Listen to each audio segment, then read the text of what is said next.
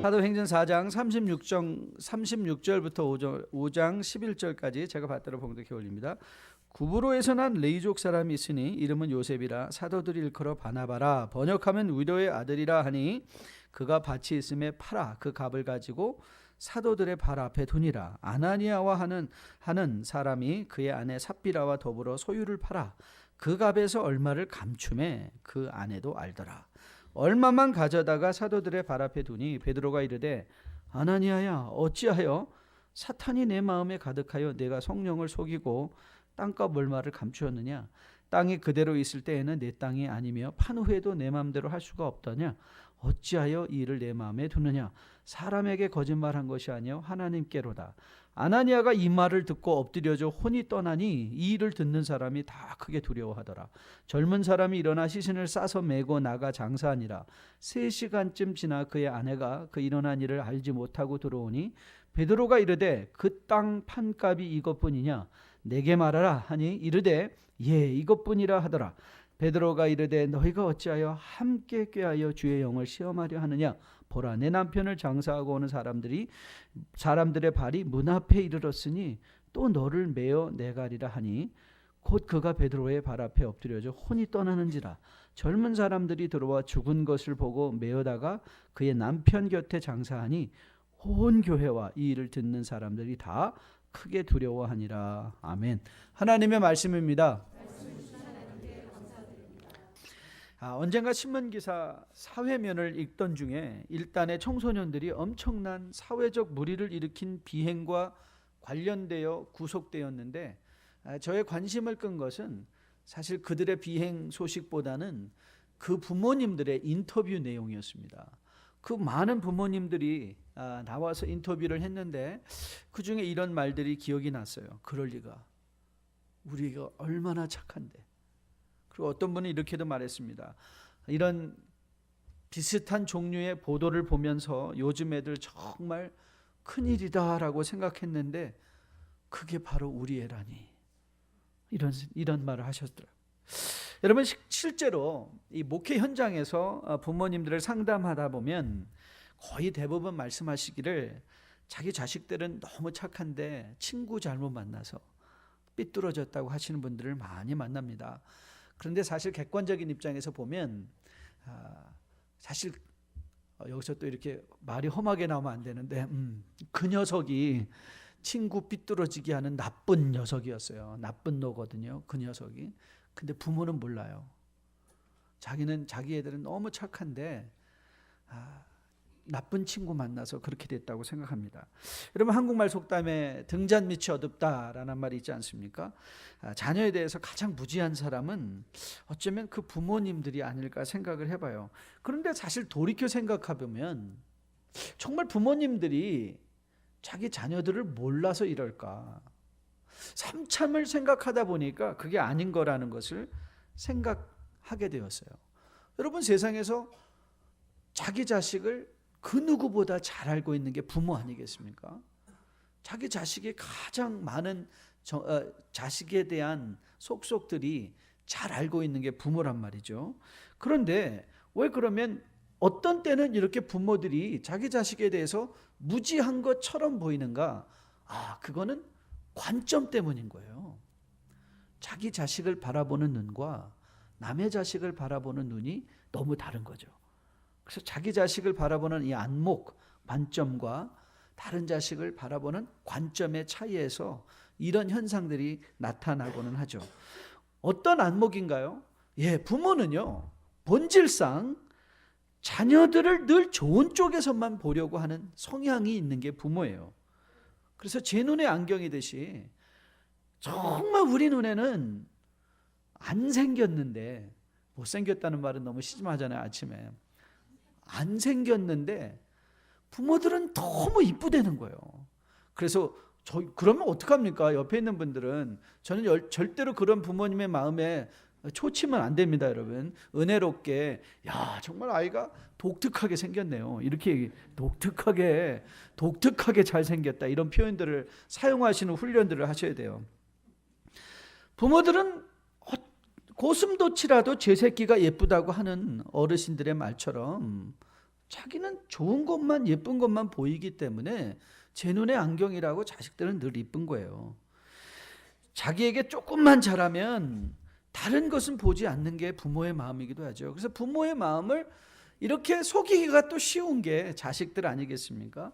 그 인터뷰에도 이런 말이 등장하더라고요. 가수가 되겠다는 아들이 불량 친구들과 어울리는 것 같아서 염려가 되었는데 자기에게는 너무 둘도 없는 효자였기 때문에 다른 거는 다 묻어두고 보지 않았다는 거죠. 그러면서 후회하는 거예요. 그때 말렸으면. 자기한테는 잘했기 때문에 다른 것들은 다 보이지가 않았던 부모의 마음이었죠. 여러분, 요즘 이 땅콩 회항 사건 때문에 대한항공 지금 엄청나게 욕을 먹고 있는데 40살 난 저는 40살이나 먹은 한 회사의 부사장인데 자기가 나와서 뭘 잘못했는지 뚜렷이 말해야 되는데 아버지가 나와서 90도로 절하고 다 내 잘못이니까 용서해달라고 하는 그 아버지를 보고 손가락질하기보다는 그렇지, 저게 아버지의 마음이지 하는 생각이 들더라고요. 한국인 정서 속에 외국 신문에서는 이게 어떻게 된 거냐, 왜 아버지가 나와서 잘못하냐, 이런 글들이 나오는데 그게 아버지의 마음인 것 같아요. 여러분, 오늘 제가 왜 이렇게 안목을 가지고 말씀을 시작하는가 하면 우리가 어떤 안목과 어떤 관점을 가지고 있는가는 우리가 행동하는데 엄청난 영향을 미친다는 거예요. 마치 이 관점을 선글라스에 비유한다면 여러분들이 노란색 선글라스를 쓰고 있으면 마치 세상이 노랗게 보이고 세상을 어두운 선글라스를 쓰면 어둡게 느껴지는 것처럼 여러분들이 이 세상을 어떻게 바라보는가. 그래서 내가 이 세상을 어떻게, 내가 보고 있는 지금 세상 색깔이 어둡다 라고 말하기 이전에, 이 제 안경은 여러분 이렇게 보시면 색깔이 없지만 이게 햇볕만 받으면 색깔이 싹 변하는 아주 고급 안경입니다. 그래서 제가 이게 장례식 할 때 제가 이 안경을 꼭 안 쓰고 가요. 왜냐하면 이제 학원 예배 드릴 때 갑자기 시커먼 안경이 변화버린, 저도 모르게. 그래서 제가 가끔 이렇게 교회를 한 바퀴 돌고 들어오는데 교회를 한 바퀴 돌고 들어오면 갑자기 너무 어두운 거예요. 교회 안이. 아니, 왜 교회 안이 왜 이렇게 어둡지? 불이 안 켜져 있나? 알고 봤더니 이 안경이 검게 변해 있던 거예요. 안경을 벗으면 제대로 보이는 것이죠. 그래서 내가 지금 보고 있는 게 까맣다, 노랗다라고 생각하기 전에 우리는 뭘 볼 줄 알아야 되는 거예요? 혹이라도 내가 안경을 제대로 쓰고 있나? 그걸 먼저 볼 줄 아는 게 신앙적 지혜라는 것이죠. 여러분 한번 상상해 보세요. 여러분이 여러분의 자녀나 여러분의 가족을 보고 있는 눈으로 우리 교회 공동체 안에 있는 지체들을 바라볼 수 있다면 과연 우리 가운데 관계에 문제가 생길까요? 자식처럼 우리가 우리 교회 안에 있는 모든 사람들을 그런 눈을 가지고 바라볼 수 있는, 그런 안목을 가지고 바라볼 수 있다면. 그래서 제가 금요일 날도 소개했는데, 여러분 저는 이 글이 이 가족이라는 어떤 그 수필에서, 에세이에서 읽은 글인데요, 이 자식이, 아주 망나니 자식이 홀어머니 된 뜯어갈 건 다 뜯어가고 이제는 털고 남은 거는 집 문서 하나밖에 없는데 맨날 와서 조르는 거예요. 엄마 그 문서 달라고, 문서 달라고.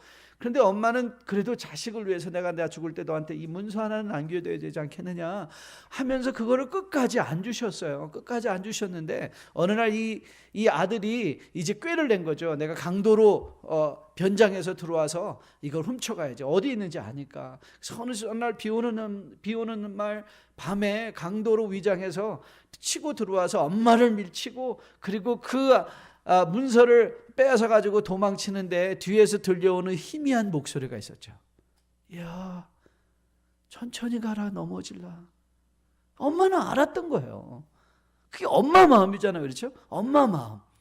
천천히 가라, 넘어질라. 여러분, 우리가 그런 마음을 가지고 혹시 우리 교회 안에 있는, 혹시 여러분이 지금 인간관계에서 힘들게 하고 있는 사람을 한번 떠올리고, 내가 만약 이런 눈을 가지고, 이런 관점을 가지고, 이런 어미의 마음, 이런 아버지의 마음, 이런 마음을 가지고 인간관계를 바라볼 수 있다면 과연 내 안에 있는 이 미움이다, 이런 것들을 내가 해결할 수 있지 않을까? 여러분, 우리가 사도행전의 성경 공부를 시작하면서 사도행전은 역사라는 사실을 여러분에게 각인시켜 오고 있는 중에 있습니다. 그래서 기에 성경이 역사라는 사실은 그래서 언제 몇 해에 무슨 일이 일어났느냐라는 이 factual knowledge, 사실적인 일을 아는 것도 중요하지만, 그러나 그것보다 더 중요한 이유, 역사라는 것은 총체적 역사가 아니라고 말씀드렸어요. 그렇죠? 이 사도행전 시대에 이 초대교회 시대에 엄청난 이적의 역사들이 있었는데, 안진뱅이를 일으키는 사건이 선택돼서 기록된 것은 그 선택함에 이미 거기에 의미가 담겨 있다는 사실을 여러분들에게 주지해 오고 있는 중에 있습니다. 왜 이런 일들을 그래서 역사를 어떤 관점으로 봐야 되는가? 그래서 역사를 사실적인 팩트만 바라보지 말고 그 역사를 기록한 저자들이, 아니 더 나아가서 성령님께서는 왜 우리로 하여금 이런 역사들을 묵상하게 하셨는가라는 생각의 뒤안길에서 던져야 되는 질문은 하나님이 누구신가? 하나님이 어떻게 일하시는가?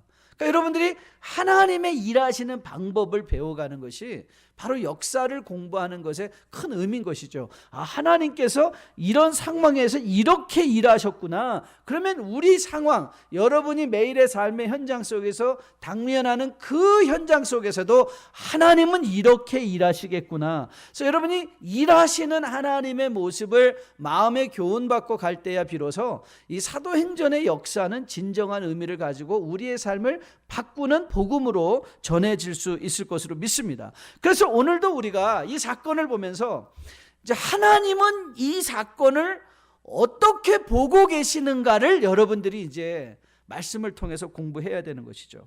그래서 하나님의 안목을 우리의 마음으로 채울 수 있다면, 그래서 우리가 이제는 세상을 바라볼 때 두 가지 안목이 있는 거예요. 내 눈, 육체의 눈으로 이 세상을 바라볼 수 있기도 하고, 우리에게는 또 한 가지 선택의 안경이 있는데, 그건 바로 하나님이 우리에게 씌워주시는 그 안경이 있단 말이죠. 인생의 관점의 안경이 있는데, 우리가 이제 하나님께서 이 역사를 통해서 하나님의 역사하시는 그 모습으로 우리의 관점을 삼아서 우리도 세상을 바라볼 수 있다면 우리는 정말 놀랄 일에 놀랄 것이고, 놀라지 않아도 되는 일에는 놀라지 아니할 것이고, 정말 힘들고 어려운 상황 속에서도 절대 비굴해지지 아니하고 당당한 모습으로 복음을 전하는 순례자의 복된 모습으로 이 땅을 살아낼 수 있을 것으로 믿습니다. 그렇기에 이런 하나님의 안목을 가지고 또 자식도 바라볼 수 있을 때에,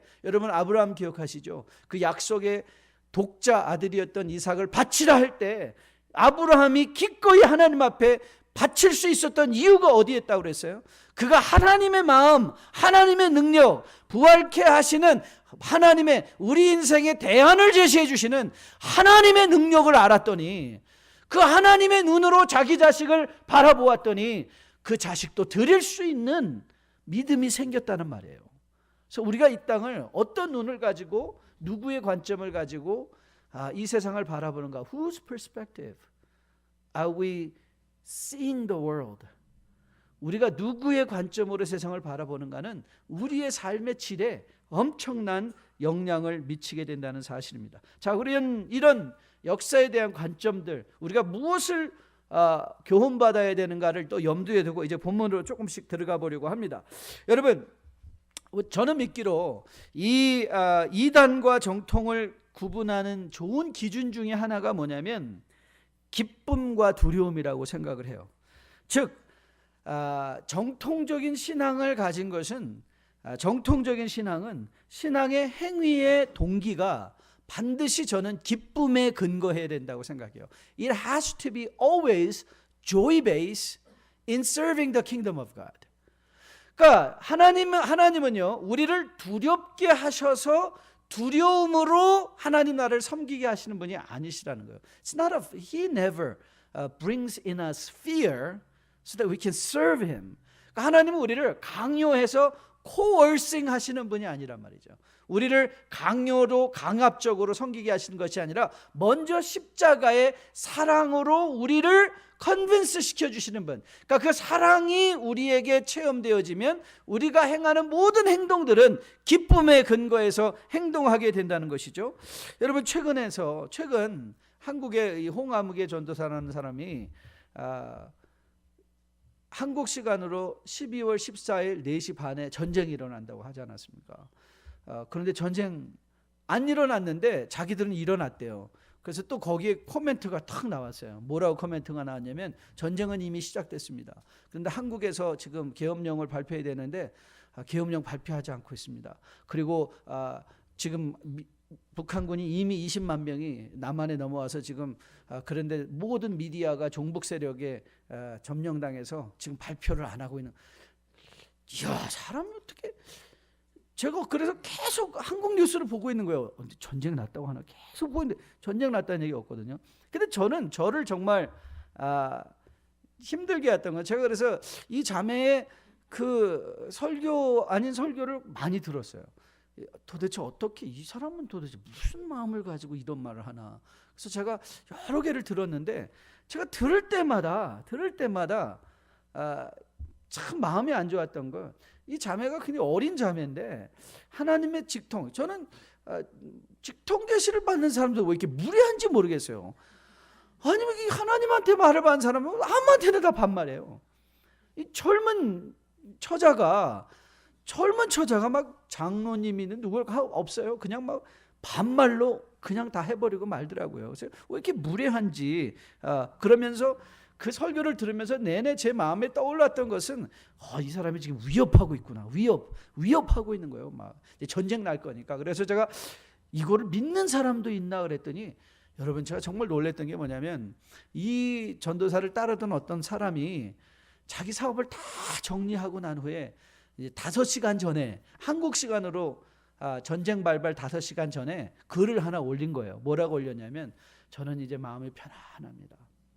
제가 하던 모든 사업도 정리하고 이제 그걸 다 현찰로 만들었더니 18억이었습니다. 그래서 그 18억의 현찰을 다 태웠습니다. 나눠주지, 태우고 있는지. 그걸 믿는 사람이 있는데 왜 믿을까? 두려움이었던 거예요. 두려움. 그래서 저는 어떤 설교든지 어떤 가르침이든지 이 성경적 가르침은 반드시 기쁨. 왜냐하면 우리는 사랑에 반응하는 게 기독교 아닙니까? 십자가에 달려 돌아가신 하나님의 사랑에 반응하는 우리들의 마음은 두려움이 아니라 기쁨이죠. 사랑이 우리에게 주는 건 기쁨이거든요. 그래서 기쁨으로, 그래서 교회의 모든 섬김도, 여러분이 섬김의 동기의 모든 내면에는 뭐가 있어야 돼요? 기쁨이 있어야 되는 거예요. 그런데 우리를 당황하게 하는 사건이 오늘 일어난 거예요. 왜냐하면 오늘 우리는 두려워하니라 라는 말씀을 오늘 사건을 통해서 듣게 됐어요. 이와 더불어 더 심각한 것은 무엇이었는가 하면, 오늘 사건에서 아나니아와 삽비라가 그래도 교회에 속해 있는 사람이었다는 것. 어떤 것이든지 간에 그들이 재산을 팔아, 그것이 비록 한 부분이었다 할지라도 교회에 가져왔다는 그 자체, 그럼에도 불구하고 하나님께서 그 사실에 대해서 혹독하게, 그리고 베드로도 아주 혹독하게 반응하고 있다는 이 모습을 통해서 우리는 무슨 교훈을 받아야 되는가? 왜냐하면 우리가 지금 생각하고 있던 건가 좀 어떤 다른 면의 차원의 교훈이 있지 않는가? 자, 우리가 이제 생각을 해보려고 합니다. 그런데 먼저 우리가 역사를 공부할 때 먼저 우리가 마음에 가져야 되는 중요한 한 가지 전제들이 있습니다. 그건 뭐냐면, 역사에 일어난 한 가지 사건을 가지고 우리가 생각한 모든 상황을 다 거기에 끼워 맞추면 안 된다는 거예요. 지금 우리 과학계에서는 가장 초미의 관심을 기울이는 것이 뭐냐면 theory of everything, 모든 것에 관한 원리. 그래서 과학자들은요, 공식 하나로 세상의 모든 현상을 설명해 줄 수 있는, 여러분이 중력의 원리, 뉴턴이 발견한 이 뉴토니안 피직스는 우리가 살고 있는 이 지구 안에서 일어나는 모든 일들에 관해서 수식으로 설명할 수 있거든요.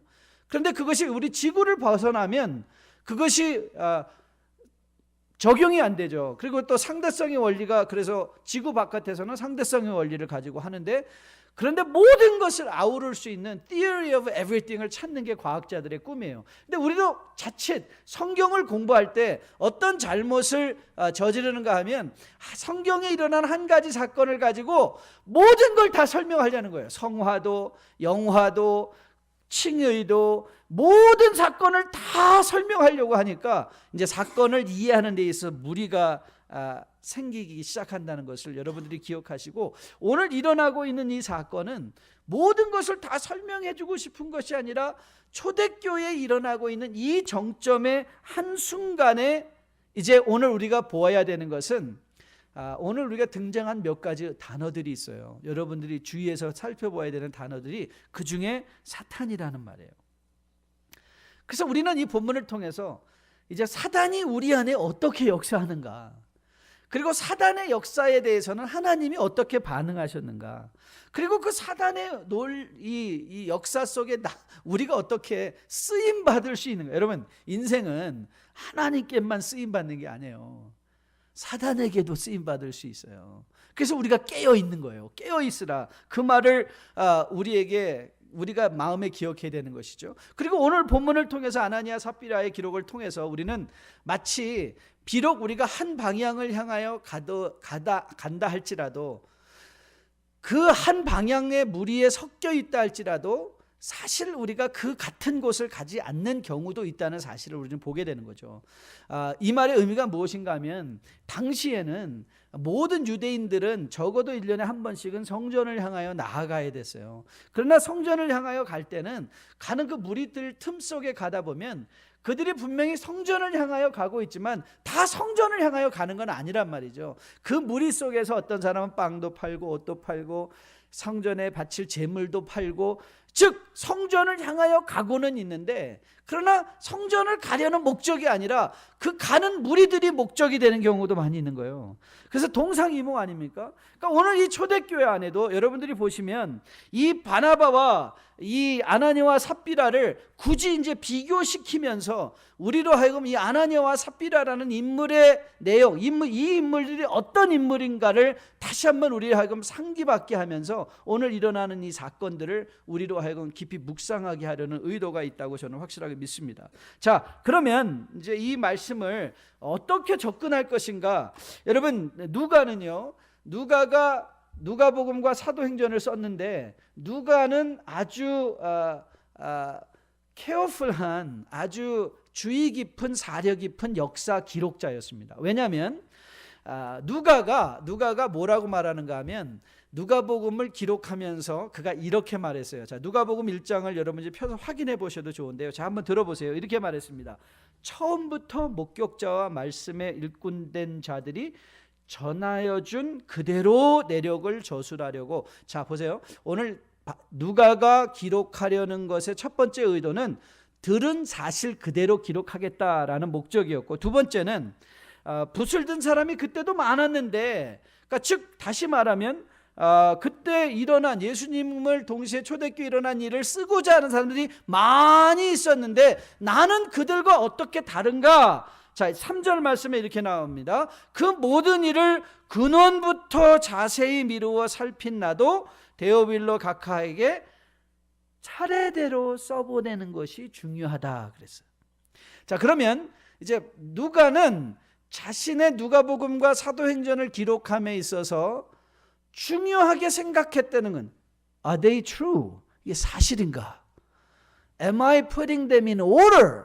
차례대로 적고 있는가? 즉 다시 말하면 여러분이 누가복음을 읽을 때, 사도행전을 읽을 때 사건이 어떻게 연결되어 있고 어떤 순서로 기록되는가도 매우 중요하다는 거예요. 그러니까 성경은 우리가 생각하는 것만큼 그렇게 단순한 책은 아닙니다. 왜냐하면 하나님의 뜻이 여기에 숨겨져 있기 때문에, 하나님의 뜻을 우리에게 밝혀주기 원하시기 때문에 하나님은 이 성경에 그래서 우리가 몇십 년 동안 성경을 읽어도 성경에 지치지 않는 이유가 거기에 있는 거예요. 성경은 읽으면 읽을수록 마치 양파를 벗겨가면 벗겨갈수록 양파가 나중에는 없어지는 게 아니라 벗겨도 풍성한 양파의 모습으로 우리에게 다가오는 게 성경 말씀이거든요. 그래서 성경은 무엇을 말하는가, What does it say? 이것도 굉장히 중요한데요. What kind of order does it say? 어떤 순서로 말하고 있는가, 그 순서도 매우 중요하다니까요. 자, 왜 이 사실을 우리가 눈여겨보아야 되는가 하면, 자, 여러분이 차례대로라고 했을 때 지금 이 사도행전에 차례대로 기록되고 있는 장면, 다시 말하면 이제 사도행전 2장에 성령의 강림 사건을 통하여 교회가 엄청난 부흥을 체험하기 시작하면서 3,000명의 5,000명의 많은 이제 대교회로 교회가 넘쳐나는 그런 부흥을 경험하게 됐죠. 그래서 우리가 여러분 이 본문을 여러분들이 잘 이해하기 위해서 시작되는 말씀이 뭐냐면, 자, 다시 4장으로 오셔서 33절 말씀을 보시면 4장 33절에 뭐라고 기록되어 있는가 한번 다시 보세요. 4장 33절이 중요한 말씀인데요. 자, 사도들이 큰 권능으로 주 예수의 부활을 증언하니, 그 다음에 뭐라고 적혀 있죠? 무리가 큰 은혜를 받았다는 거예요. 그러니까 자, 은혜를 지금 초대교회는요, 이게 툭 누르기만 하면 뭐가 막 나오고 있어요? 은혜가 뚝뚝뚝뚝뚝 떨어지고 있는 거예요. 바로 그 장면에 이어서 우리는 지금 무엇을 보고 있는가를 보세요. 이런 은혜가 충만한 사건이, 이렇게 은혜가 충만한 교회에 있어야 하지 말아야 할 것이 뭡니까? 문제가 생기면 안 되죠. 여러분, 교회가 많은 문제를 경험하잖아요. 여러 가지 문제를 경험한다고 쳐보세요. 그러면은 사람들이 가장 먼저 말해요. 아유, 이 교회는 은혜가 없어. 그 말의 의미가 뭐예요? 은혜가 있으면 뭐가 없다? 문제가 없단 말 아니에요. 그런데 여러분 보십시오. 오늘 사도행전에서 누가가 은혜가 충만한 초대교회의 모습을 기록한 후에 이제 4장 36절로부터 뭐가 불거지기 시작해요? 문제가 생기기 시작해요. 여러분, 이제 사도행전 6장 가면 무슨 문제가 생겨요? 이제 교인들 간에 먹고 마시는 일로 분쟁이 막 일어나요. 아유, 은혜 충만한 교회 맞아? 라는 마음이 드는 거예요. 여러분, 이제 오늘 우리는 이 사실을 통해서 은혜와 grace and trouble이라는 것의 의미를, 문제에 대해서, 은혜와 문제에 대해서 다시 한번 생각해 보려고 하는 거예요. 여러분, 우리는 쉽게 은혜가 충만한 곳에는 절대 문제가 없어야 된다고 생각을 해요. 그러다 보니까 문제가 생겼을 때는 우리는 문제를 객관적으로 접근하지 못해요. 왜냐하면 문제를 문제 삼기 때문에 그래요. 교회에게 문제가 생기는 건 당연한 일인데, 여러분 생각해 보세요. 사단이 교회를 공격할 때 여러분이 사단의 입장에서 본다면 언제 교회를 공격해야 될까요? 교회가 은혜가 충만할 때 사단의 공격이 그때 오는 거예요. 여러분 인생, 왜 베드로 사도가 베드로전서 5장에서 늘 우리를 너희 깨어 근신하여 경성하여 자기 자신을 늘 살펴보라고 한 권면의 이유가 무엇일까요? 은혜 받을 때에 우리는요, 가장 사단에게, 여러분의 가정이 가장 사단에게 노출될 때가 언젠가? 은혜 받을 때라니까요. 그때 사단의 레이더는 다 올라가요. 그리고 공격해야지라는 공격이 다가오고 있다는 것이죠. 여러분, 오늘 본문에 주님도 그래서 우리에게 뭐라고 말씀하시죠? 시험에 들지 않게 깨어 기도하라, 그 말이에요. 그러니까 우리는요, 이 땅에 있는 동안 우리는 늘 인생이나, 여러분 우리의 교회도, 이 땅에 속한 모든 교회는요, 문제로부터 면역된 교회가 아니에요. 그러니까 이 땅에 살아가는 우리는 건강이든지 물질이든지 관계든지, 성도는 they are never ever immune to problems and troubles in the world. 왠지 아세요? 성도기 때문에 그래요. 성도기 때문에. 그리고 아직도 이 세상에 있기 때문에 그런 거예요. 그래서 여러분들에게 자주 말씀드리지만, 여러분 바울이 그렇게 많은 서신도를 썼잖아요. 우리가 사도행전의 역사를 공부하다 보면 바나바는 마가를 데리고 바울과 바나바가 엄청 싸운 후에 갈라졌죠. 그래서 바울은 마가를 데리고 전도 여행을 떠났어요. 그리고 바울은 실라를 데리고 전도 여행을 떠났어요. 그럼 이들이 전도하면서 한 일이 뭐겠어요? 교회 개척하는 일 아니에요. 교회 개척했을 거 아닙니까? 그런데 유독 왜 바나바는 이 사도행전에 등장한 이름 외에는 왜 바나바와 이름이 연결된 서신서들은 왜 존재하지 않을까? 그런데 왜 이렇게 바울 이름과 연결된 서신서들이 왜 이렇게 많을까? 간단하죠. 바나바는 성공했을 것이라고 믿고요. 바울은 저는 실패했기 때문이라고 믿어요. 무슨 실패? 그가 개척한 교회는 문제가 엄청 많았어요. 그러니까 여러분, 바울의 서신서는 지금 일어나고 있는 교회에 대한 문제를 언급하고 해결해 주기 위한 편지들이 대부분인 거예요. 바나바는 그런 편지를 쓸 필요가 없었어요. 왜냐하면 목회를 너무 잘했으니까. 그런데 우리에게 남겨져 있는 건 뭐예요? 바울의 서신서들이거든요. 여러분이 고린도 교회를 보면 고린도 교회는 여러분이 생각할 수 있는 모든 문제, 교인들 간의 송사, 이 어더터러스한 문제, 근친상 간의 문제, 또 이 동성애적인 문제, 엄청난 문제도 꽉 차 있었는데 바울은 고린도 교회에 편지하면서 너희들은 이미 성도다 이 말이에요. You are saints in Christ. 그런데 그 성도가 그러니까 바울의 문제에 대한 관점은 무엇이었습니까? 바울의 문제에 대한 관점은 문제가 있기 때문에 우리의 신분, 그리스도의 자녀된 신분을 없이 하는 것이 아니라, 돌려버리는 것이 아니라 오히려 우리의 신분된 성도를 더 확증해 주는 것이고, 그러기에 성도는 문제를 두려워할 것이 아니라 문제를 해결함으로 내가 성도됨을 확인받으라는 거예요. 확인받으라. 그러니까 여러분에게 있어서 문제를, 하나님께서 여러분의 인생의 문제를, 이것이 물질의 문제든지 관계의 문제든지 건강의 문제를 허락하실 때는 하나님이 그 문제를 통해서 여러분들을 힘들게 하려는 것이 아니라, 오히려 그 문제들은 여러분의 하나님의 자녀됨에 가장 확증을 할 수 있는 하나님의 증거가 될 수 있다는 거예요. 여러분, 이런 관점을 가지고 여러분의 인생을 살펴볼 수 있다면 여러분 안에 일어나는 모든 일들은요, 하나님의 은혜에 충만한 기회가 될 수 있어요. 좋은 일이든 나쁜 일이든. 그렇지 않습니까? 여러분, 이 travel이라는 단어, 영어 단어가 아주 재미있는 단어예요. travel이라는 단어는 trouble이라는 단어와 어원이 비슷해요. 그러니까 여행을 한다는 것은 이 사람도 알아요.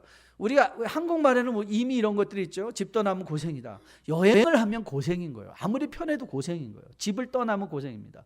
그래서 우리는 킹덤 트래블러들이에요. 그러니까 우리는 지금 우리 집을 향해서 가고 있거든요. 그러니까 우리가 집을 떠나 있는 상태이기 때문에 이 땅을 살아가면서 문제를 경험하는 것은 당연한 거죠. 당연한 것이죠. 여러분, 한 사람의 인격을 알기 원한다면 세 가지를 같이 해보라 그래요. 세 가지를 같이 해보라. 첫째가 뭐죠? 첫째, 도박을 같이 해보라. 그래서 아직까지 저의 마음의 소원의 꿈이었는데 아직도 실천하지 못한 교회 행사 중에 하나가 이 고수톱 대회. 꼭 한 번에 우리가 직분자 훈련할 때 꼭 이거 고수톱 해가 돈 내게 해보면 성격들이 다 보일 거거든요. 차마 이제 그렇게까지는 못하고 있는데요. 두 번째는 운동을 해봐라. 운동해보면, 그렇죠, 운동해보면 성격이 나온대요. 그러나 그 성격이 가장 잘 드러나는 건 뭐냐면요, 같이 여행해보면 알아요. 여행을 해보면 사람의 성격이 나와요. 인격이 나와요. 인격. 불편한 것, 불평, 원망이 많은 사람이 있고요. 여러분, 여행을 떠나면 뭐든지 다 부족해요.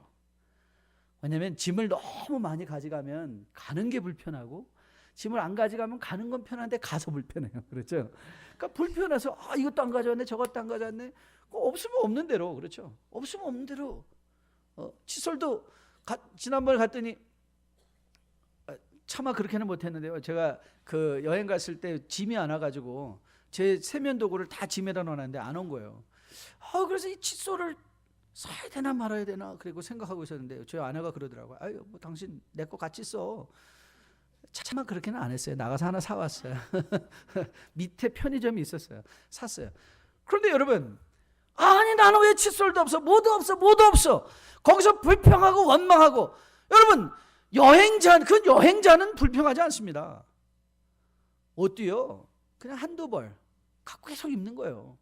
아니, 난 여행 나왔는데. 그래서 제가 어디든지 걸어 다니는 한국이나 이런 유럽이나 그런 데 걸어 다니는 아닙니까? 그런 데 가서 딱 알아요. 저 사람 미국 사람. 미국에서 온 사람, 여행 온 사람들은 딱 티가 나요. 왜냐하면 다 옷이 꾀죄죄해요. 왜냐하면 입고 또 입은 옷 다 티가 나요. 그런데 여러분, 그거 우리가 여기서 여행 다니는 사람이 이건 아니죠. 그렇죠? 여러분, 여행이란 것 자체는 문제인 거예요. 그런데 그 여행을 즐기는 거예요. 어디 가니까? 돌아갈 집이 있으니까. 돌아갈 집이 없이는 여행을 못 즐기잖아요. 마찬가지로 여러분과 저는 킹덤 트래블러즈예요.